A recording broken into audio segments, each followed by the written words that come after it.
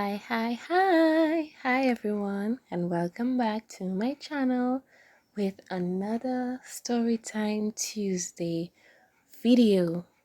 And today we are going to get into our story. But before we get into our story, remember you can support this channel by clicking on the link in the description box. The link has Buy Me a Coffee in it. Remember, you will see that link below.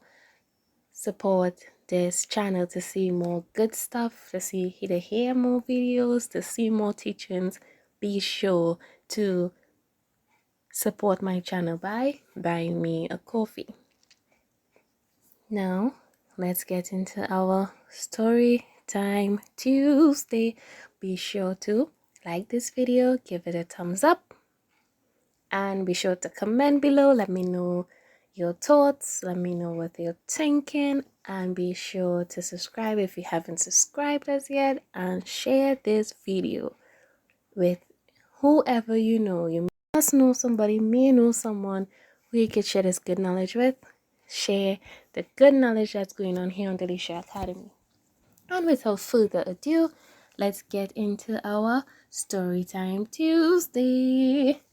Now, so we've been doing a series of stories, and we did the letter A, we did the lazy letter B, we did the talented letter C, we did the happy letter D. So after D comes the letter E. So today we're going to be focusing on the letter E. Say it with me, the letter E. Okay, so let's get into our video.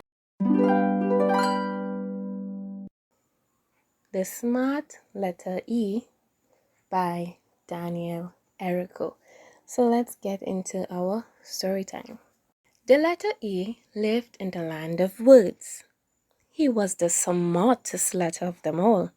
He could solve any problem he came across. When he woke up, he always read 5 books. When he got bored, he built a rocket ship. Before bed, he usually created a new medicine. One night, he even created a medicine that tasted good, but kids still spit it out before they could taste it.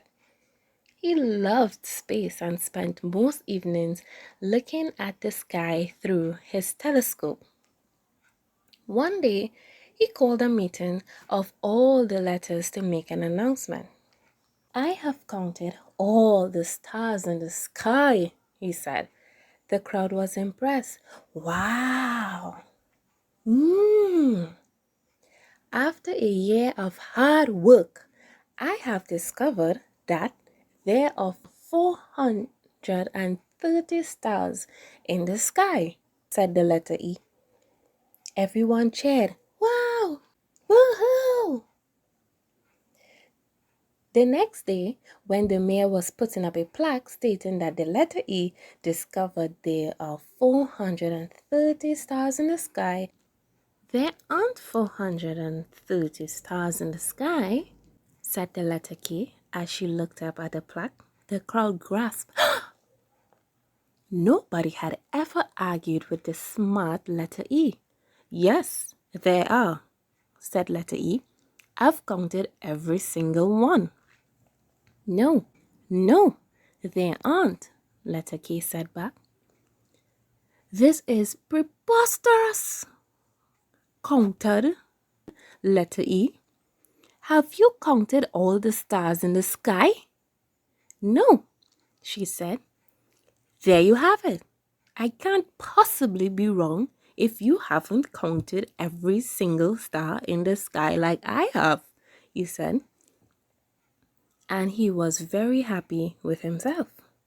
And the crowd was very happy to again know that the letter E was always right and that there are 430 stars in the sky. "I haven't counted every star in the sky," said the letter K, "but I've counted my star." "Your star?" "Yes, My favorite star. I've looked at my star every day. Last night, for the first time, it flickered out, as all stars do one day, she said as she cried. The letter E felt silly. One of the stars he had counted was no longer shining, and it was very dear to his friend, the letter K. That night, he let her look through his telescope. She knew that there were 429 more stars to look at, and she was less sad. In the land of words, everyone is wrong sometimes. And we have come to the end of another story, another great, valuable story that we can all learn from. Not every time we are correct. Sometimes, indeed, we may be wrong. Okay? So it's okay to be wrong. It's okay to be wrong sometimes. And in this reading, you would have heard some words maybe that you never heard before, like counted. This means to speak or act in opposition. Okay, or also to respond to a hostile speech or action.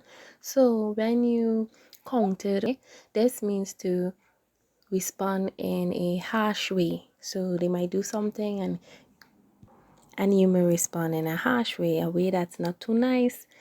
Okay, and also when we hear the word preposterous, this is when you are contrary to common sense, absurd, or crazy. So when you hear the word preposterous, we think of crazy, something that is not seen, something that is not common sense.